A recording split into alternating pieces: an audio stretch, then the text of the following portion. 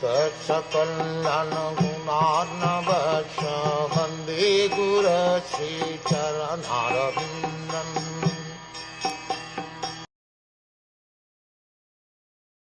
In my opinion, this is all due to inevitable time, under whose control everyone in every planet is carried, just as the clouds are carried by the wind. There is control by time all over the space within the universe, as there is control by time all over the planets.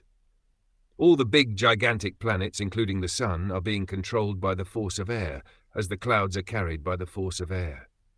Similarly, the inevitable Kal, or time, controls even the action of the air and other elements. Everything, therefore, is controlled by the Supreme Kal, a forceful representative of the Lord within the material world.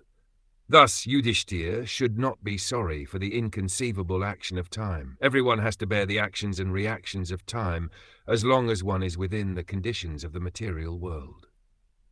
Yudhishthira should not think that he had committed sins in his previous birth and is suffering the consequence. Even the most pious has to suffer the condition of material nature.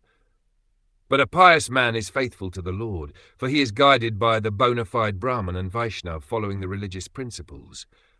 These three guiding principles should be the aim of life.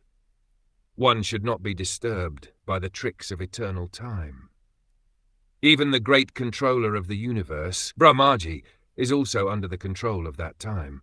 Therefore, one should not grudge being thus controlled by time despite being a true follower of religious principles.